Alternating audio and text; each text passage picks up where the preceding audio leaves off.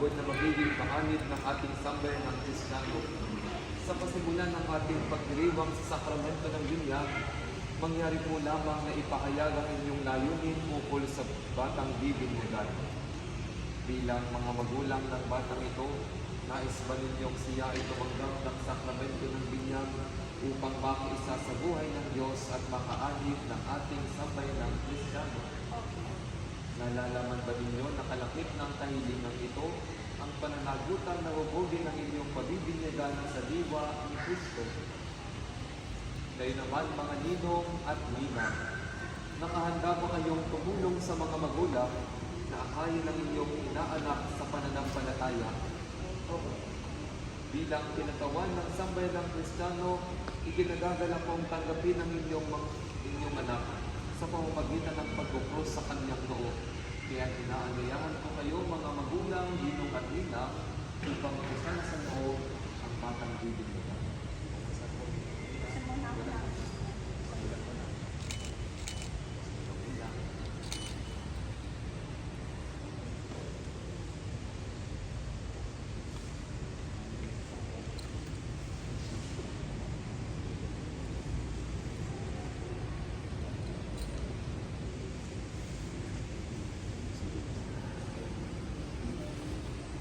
Ang mabuting balita ng Panginoon ayon kay San Marcos. Puri sa iyo, Panginoon. May nagdala ng mga bata kay Jesus upang hilingin ipatot niya sa mga ito ang kanyang kamay. Ngunit pinagbigaan sila ng mga alagad. Nagalit si Jesus nang makita ito at sinabi sa kanila, "Pabayaan ninyong lumapit sa akin ang mga bata.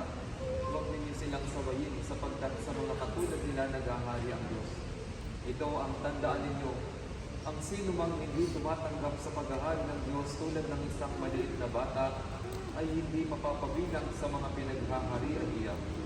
At kinalo ni Jesus ang mga bata, ipinatong ang kanyang mga kamay sa kanila at pinagpala sila. Ang mabuting balita ng Panginoon. Purihin namin, Panginoon. Mga kapatid, halina't lumuhog sa poong may kapal upang pagdiling niyang halinahin ang batang bibinyagan, ang mga magulang, ninong at ninang at ang buong niyang sambayan ng banal. Ang ating pangitutugon, Panginoon, dinggin mo kami. Para sa banal na sambayanan sa ating lupain, upang sa pamamatnubay ni Pedrong pastol na banal at ni Pablong tagapangaral, masipag niyang maipalaganap ang magandang balita sa ating kapuluhan at sa iba't ibang bansa. Manalangin tayo sa Panginoon. Para sa bibinyagan, upang ang mga anghel ang pumatnubay at magalya sa kanya sa lahat ng masama, manalangin tayo sa Panginoon. Para sa mga mag-anak, upang mamalagi silang tapat sa kanilang pangako sa Kanya, at alinsunod sa halimbawa ng banal na mag-anak na sina Jesus, Maria at Jose, sila'y manatiling nagmamahalan at nagmamalasakit sa isa't isa. Manalangin tayo sa Panginoon. Para sa mga ninong at ninang, upang sa patnubay ni San Pedro Bautista, magampanan nila ang tungkuling tumangan nila ang mga magulang sa paghubog sa kanilang mga inaanak. Manalangin tayo sa Panginoon. Para sa lahat ng binyagang naririto, upang katulad ng lahat ng mga banal, makapamuhay tayong matapat sa ating pangako sa binyag. Manalangin tayo sa Panginoon. Ama namin makapangyarihan, pusang nung kang nagmahal sa amin. Kaya sinugo mo iyong anak upang kami nasadlak sa paniliil ng sala ay mabigyan ng laya.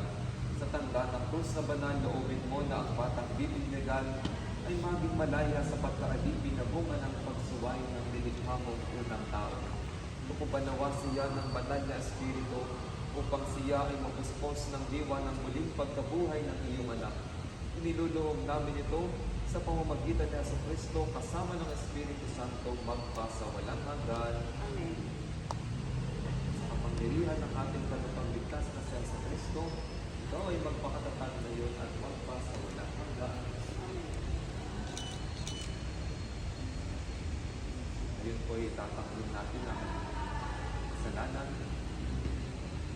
Makikisagot po ng mga katanungan ito, mga magulang, ninong at ninang, itinatakwil ba ninyo si Satanas? Opo, tinatakwil. Itinatakwil ba ninyo ang kanyang mga gawain? Opo, tinatakwil. Itinatakwil ba ninyo ang kanyang pang-aakit? Opo, tinatakwil. Ngayon naman po ipapahayag natin ang ating pananampalataya. Mga magulang, ninong at ninang, sumasampalataya ba kayo sa Diyos amang makapangyarihan sa lahat na mangawa ng langit at lupa? Sumasampalataya ba kayo kay Jesucristo, iisang anak ng Diyos, Panginoon natin, ipinanganak ni Santa Mariang Birhen, ipinako sa krus na matay, inilibing, muling nabuhay at naluklok sa kanan ng Ama? Sumasampalataya ba kayo sa Espiritu Santo, sa banal na simbahang Katolika, sa kasamahan ng mga banal, sa kapatawaran ng mga kasalanan at muling pagkabuhay ng mga namatay at sa buhay na walang hanggan? Sa pananampalataya na marangal natin ipinahayag, ating igawan ang sakramento ng binyag sa pamamagitan ng Jesucristo kasama ng Espiritu Santo magpa sa walang hanggan. Talaga bang bukal sa inyong loob na ang batang ito ay pabinyagan ng pagpupugit sa ipinahayag nating pananampalataya? Ngayon po ibibigyan natin si Sir Rizal. Dito po tayo sa gitna ng bilang ang hawak po sa kahit sa part ng katawan ng bata.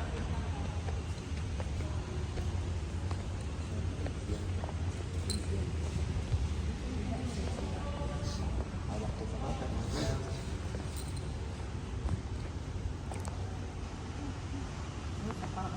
Sa Eziel, ikaw ay binibinyagan ko sa ngalan ng Ama at ng Anak at ng Espiritu Santo.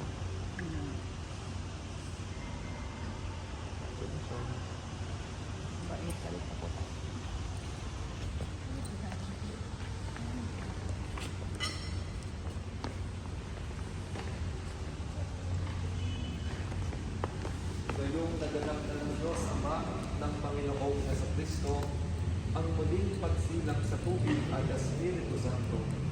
Ang pagbabahay ng langis ay nagpapakilala ng paglubog ng Espiritu Santo sa muling isinilang sa binyan.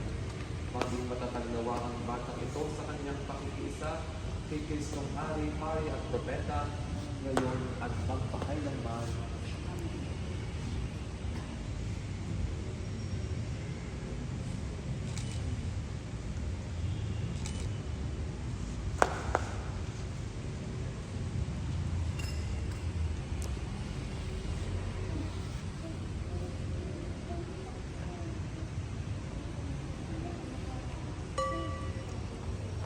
Damit pambinyag ay tanda ng pagsilang kay Kristo at ng dakilang karangalan ng mga anak ng Diyos.